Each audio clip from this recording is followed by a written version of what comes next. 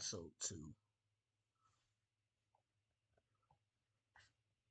Spider-Man's animated shows have always played a crucial role in shaping his legacy, bringing the iconic web-slinger to new generations. These series have at their best been the best adaptations of the characters, highlighting his struggles, wit, and humanity in ways the comics and films can't always match. From his early days in animation to more recent takes, these shows have not only expanded Spider-Man's world, but have also deepened our connection to him. Whether hitting or missing, they've all contributed to the evolution of one of the most enduring superheroes of all time. And with Spider-Man Freshman Year coming out in less than 2 weeks, it's clear that the web-slinger's animated journey is far from over, offering us yet another chance to reimagine Peter Parker for a whole new audience. So let's get into ranking all the Spider-Man shows, from the worst to the best. Let's get started. We start off with, of course, Marvel's Spider-Man 2017. And I have to say, my opinions on the show haven't changed that much. Now, I'm not trying to hate on it, but this show is really hard to enjoy. Not just as a Spider-Man show, but as a superhero show in general. First off, the biggest issue for me is Spider-Man himself, Peter Parker, doesn't even feel like Spider-Man in this show. He feels like everyone else. This was a huge problem for me. Peter Parker is portrayed as a super smart scientist, and like the rest of the characters in this show, they're all scientists. And by episode 10, Miles Morales is already Spider-Man. Soon after that, we get Spider-Gwen and then Spider-Woman. So by the middle of the season, Spider-Man isn't even the main character in his own show. I hated this. 4 Spider people at once? Miles was already a stretch, but I've grown to appreciate the Peter and Miles dynamic, especially thanks to the Spider-Verse movies and the recent video games. But throwing in 2 more Spider-Women just felt unnecessary, and it completely undermined the idea of Spider-Man being a solo hero. Watching them form a Spider team just made the show feel even more bloated and less focused, and was one of the major reasons I disliked this series. Another reason the show failed for me is, of course, the art style. Now, when the concept art was released, I was really excited. Vibrant colors, dynamic poses, amazing villain designs, and Patrick Brown's art looked incredible. But when the show actually came out, it felt like a huge letdown. The final animation looked flat, characters seemed oddly designed, and the villain designs like Rhino and Doc Ock, and even Spider-Man himself, were just disappointing. It's hard to appreciate the art when it's so visually underwhelming, and there's no shading, no depth, it just feels cheap. Another issue is how the show handles Spider-Man's actual role. For a show that's supposed to be about Spider-Man, he barely swings around New York. Instead, he spends most of his time in Horizon High, a futuristic school for gifted students. And it's not just any school. These kids are supposedly smarter than Tony Stark, which is a pretty ridiculous concept. Almost every villain comes from Horizon or from Norman Osborn's school down the street. Electro's a student, Rhino's a student, Doc Ock and Vulture are both teachers, and it's like they ran out of ideas for unique villains. We barely see any classic Spider-Man rogues who aren't somehow tied to either of these schools. Now listen, as much as I hate the show, I do think it was getting better with time, and I did like some of the arcs that were added in the later seasons, like the Symbiote Saga as well as the Superior Spider-Man arc. It was great in the Symbiote arc because it wasn't the best adaptation of the arc that we were getting, but they were still trying with it, and I can respect that. But the Superior Spider-Man arc was great, as this was the first show to adapt it, and they did a nice job. Miles can tell right away it isn't Peter, so the whole time he's trying to help him, and it really helps the arc shine, as we see the whole Avengers getting involved because Spider-Man isn't acting like himself. It's also a nice arc for Otto to have at the end of the season where he realizes he's not Spider-Man, and it's a really strong ending to the season as a whole. Now, this show was cancelled during season 3, which means it must have not been doing that well. I could barely watch this show for more than 10 minutes without doing something else like writing the script talking about how bad it really is. In conclusion, Marvel Spider-Man 2017 was a show where they tried their best making a Spider-Man show, and in the end, it's just a disappointing show that on paper should have succeeded, but in the end, the show failed to meet all expectations, and what we get is what we have now, which is the worst Spider-Man show on the list. Next on the list, we have Spider-Man Unlimited. Now, Spider-Man Unlimited is a show that deserves respect for the effort put into it, especially given the challenging circumstances it was created under. First, it's important to address the restrictions placed on the show. First off, it wasn't connected to the 90s Spider-Man show, it's not Spider-Man 2099, and they couldn't use majority of Spider-Man's major supporting cast or villains. Now, with that in mind, the series follows Spider-Man as he travels to a parallel world, Counter-Earth, where evolved beasts dominate and humans are enslaved by the High Evolutionary. Yes, this villain was also in Guardians of the Galaxy Volume 3, though that version is far more compelling than the portrayal we get here. Now, the show kicks off with Spider-Man fighting Venom and Carnage who try to hijack a spaceship to travel to Counter-Earth. Now, we never get an explanation of why they're doing this, but that's the show, I guess. The spaceship is piloted by John Jameson, who's on a mission to go to Counter-Earth to meet with the people there. Spider-Man stops Venom and Carnage before heading back to Earth. Now, the visuals carry the show heavy. The animation is amazing, and I'm definitely a fan of the new Spider-Man Unlimited suit that we get here, and I think it's one of the best suits of all time for Spider-Man. Anyway, Peter returns home and considers giving up being Spider-Man because of everything he's been through and the lack of appreciation for his effort. That is, until John Jameson sends a distress signal from Counter-Earth, warning that the planet is dangerous and that he's been captured. Being the hero he is, Spider-Man decides to act. He ends up stealing a suit from the Fantastic Four, hijacks a spaceship, and flies off to help John escape Counter-Earth.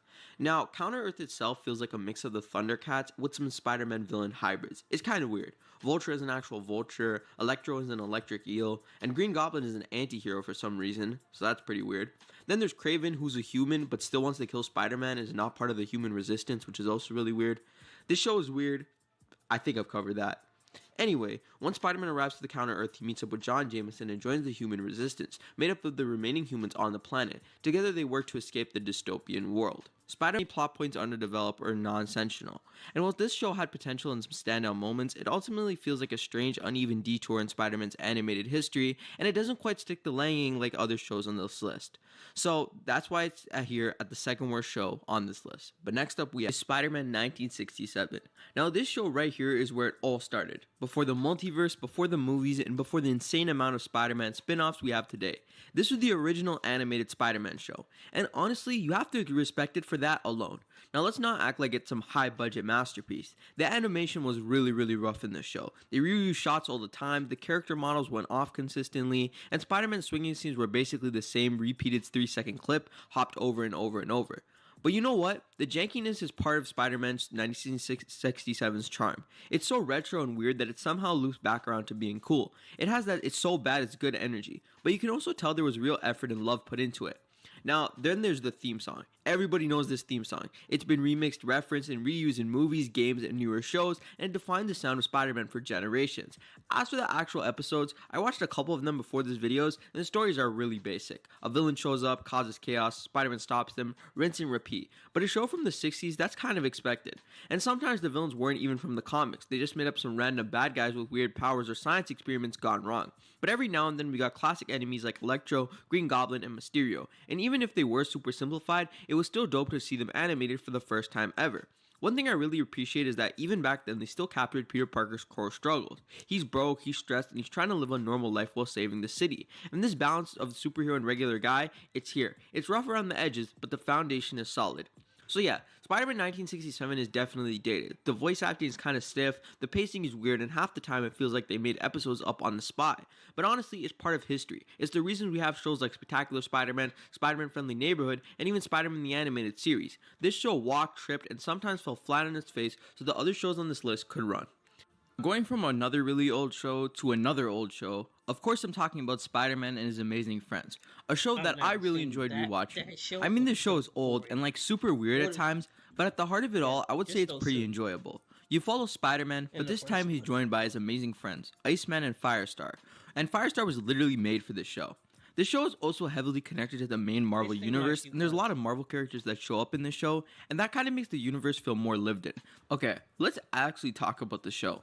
Now, let's start with the animation. The animation is really stiff. Characters move like they're trying not to pull a muscle, and the action scenes are not exactly fluid. You'll catch the same punches and swing cycles getting reused a lot, and the voice acting, while charming, definitely has that old school over-the-top Saturday morning energy. Still though, there's something wholesome about this show. The show balances lighthearted fun with the occasional attempt at a deeper storytelling. And it doesn't really succeed with that, but it's still a good attempt. There's scenes where Firestar wrestles with her past as a mutant, or when they confront villains like Magneto, Doctor Doom, or even the Green Goblin. It's not super intense or groundbreaking, but it has heart, and you could tell the creators cared about making it. So yeah, Spider-Man and His Amazing Friends isn't perfect. It's old, cheesy, and the animation's a bit stiff, but for its time it was pretty decent, and it's definitely a decent show on this list. But next up we have Ultimate Spider-Man. Ultimate Spider-Man is a show that holds a special place in my heart. After the abrupt end of Spectacular Spider-Man, a series that I absolutely loved and you're going to see later on this list, Ultimate Spider-Man came in and became the Spider-Man that I grew up with. It felt like a fresh take, a modernized animated version of an MCU-style Spidey thrown into an MCU-adjacent universe to compare with those movies that were coming out at that time. The show had a fun, energetic tone packed with cool cameos from across the Marvel Universe. Seeing characters like Deadpool show up was exciting as a kid, and it made the world feel big and alive. That said, I never really fully clicked with this team dynamic. Pairing Spider-Man with S.H.I.E.L.D. trained teens like White Tiger and Power Man felt a little forced at times, and it took away from the classic friendly neighborhood vibe that defines Peter Parker. He's Spider-Man, he works alone, and that's what makes a lot of these shows on this list work, and that's why Ultimate Spider-Man didn't work for me. The show also leaned heavily into a cartoony, kiddish style, breaking the fourth wall, exaggerated facial animation, slapstick humor, and that stupid ass monkey sound, bro. Oh my god, that shit was playing every episode for like 10 times, bro. That shit was so fucking annoying. Sorry. Now, this made it fun, but often made it feel less like a superhero story and more like a Marvel-flavored Saturday morning cartoon.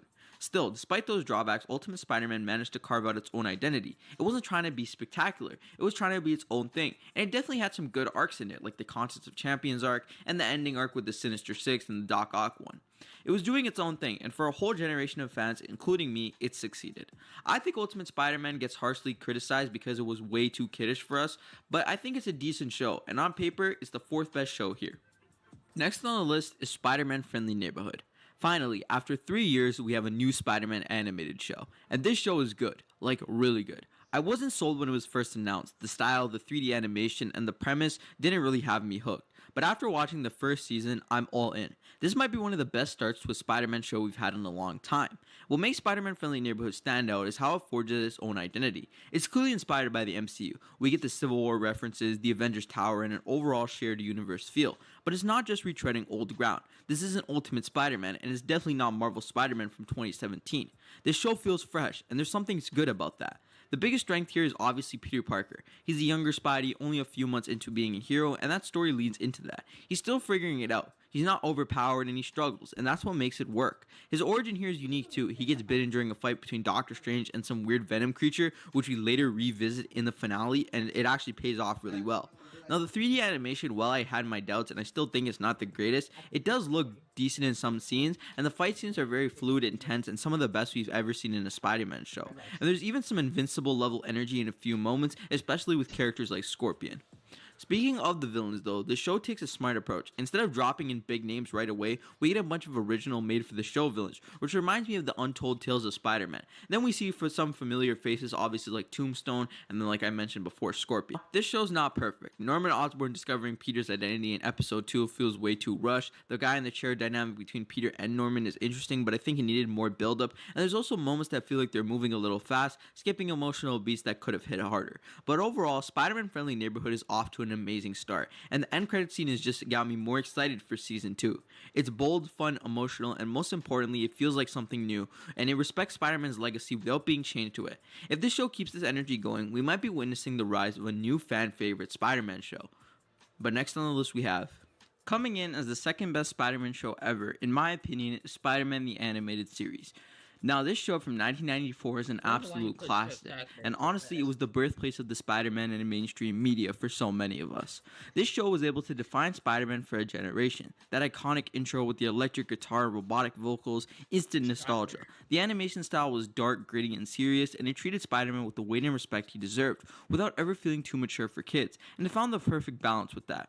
What really makes this show special are the story arcs. They didn't just throw in random villains for single episode fights. They built entire seasons around character development and consequences. The symbiote saga is legendary. This is the first time we see the symbiote actually affect Peter's mental ability. Watching Peter slowly lose himself in the black suit, battle his inner demons, and then finally face off against Venom. That was peak Spider-Man storytelling. And let's not forget about the Clone Saga, and also the first ever introduction of the Spider-Verse, and I think they did that pretty well. Another big strength here is Peter Parker himself. This version of Peter felt mature, conflicted, and driven. He wasn't just quipping around through fights, he was carrying guilt, making tough choices, and constantly learning. His relationships with characters like Mary Jane, and even villains like Morbius were complex and engaging. The impact of the show is massive. For many of us, it was our first introduction to characters like Blade, Punisher, Daredevil, and even the X-Men for some people. Spider-Man the Animated Series fans will tell you that this show held its own. It made Spider-Man a household name and paved the way for its movies, games, and future shows. That's why I have it here at the second best show on the list. But for the first best show, I have Spectacular Spider-Man. No Of debate. course. This show is the gold standard for how to adapt Peter Parker and his world to the screen. Everything about it, from the writing to the character development to the pacing, was near perfect.